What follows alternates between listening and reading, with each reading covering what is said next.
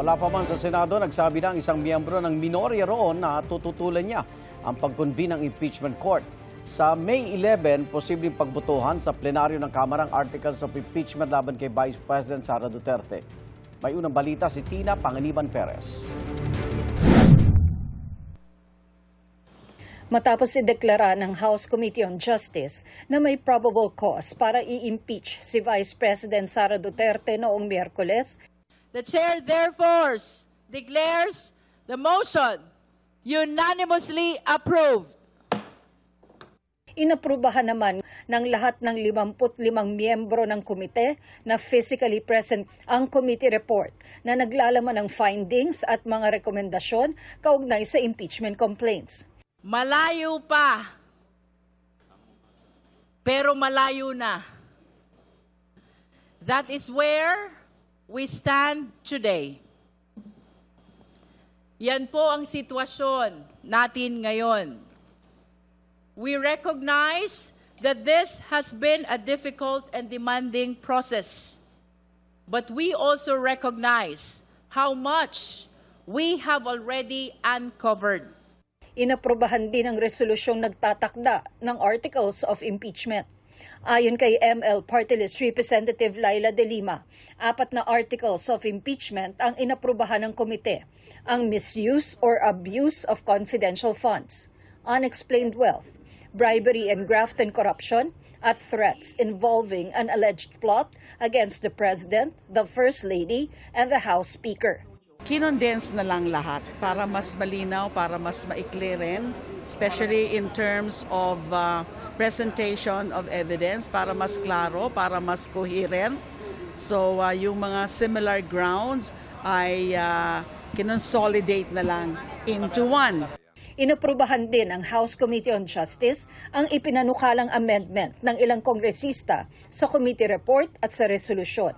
Una, ang ipinasaad ni De Lima na nilabag ng bise ang konstitusyon nang hindi nito binitawan ang mga interes nito sa ilang negosyo.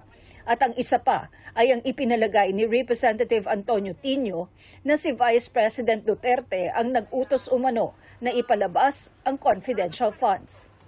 Bago maiakyat ang Articles of Impeachment sa Senado, kailangan muna itong pagbotohan sa plenaryo sa Kamara.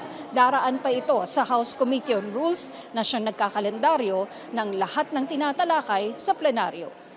Posibleng maisama raw ito sa order of business para sa sesyon at posibleng sa May 11 ang botohan sa plenaryo. Ayon kay House Senior Deputy Majority Leader Lawrence Defensor na miyembro ng House Committee on Rules at ex-officio member ng House Committee on Justice. 1/3 ng lahat ng kongresista o 106 na boto ang kailangan para maaprubahan ang Articles of Impeachment. If the Vice President is guilty, let the truth convict her.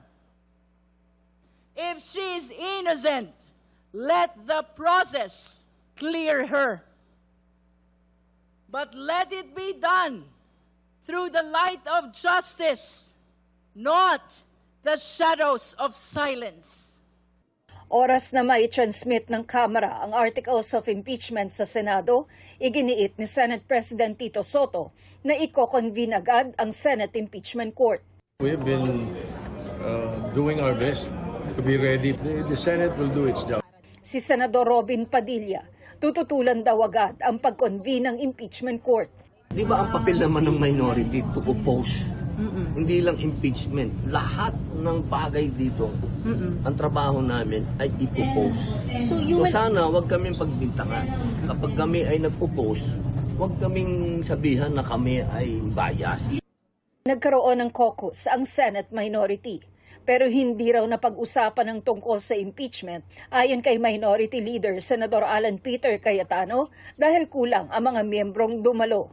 We follow all the rules and the procedures, di ba? Yung guided naman kami lahat dahil marami namang abogado sa minority. So kung ano yung tama, ano yung rules, anong konstitusyon, anong batas, susundin namin. I have said it time and again na ayoko ng impeachment.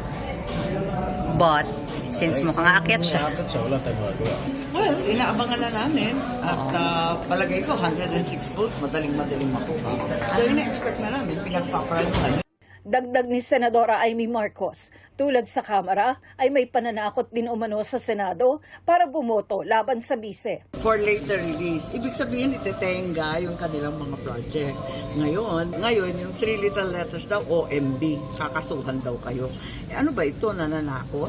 Pagbihira naman. Sinusubukan pa ng GMA News na makuha ang panig ng liderato ng Senado kaugnay nito pero wala pa silang tugon.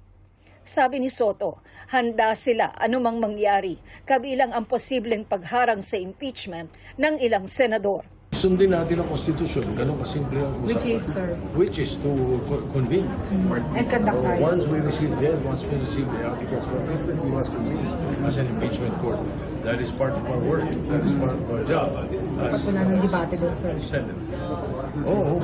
Kumpiyansa naman si Senador Erwin Tulfo na walang palitan ng liderato sa Senado sa gitna ng posibilidad ng impeachment trial laban sa bise. I don't think so. I think they cannot muster enough votes for that. Solid daw ang suporta ng mayorya kay Soto.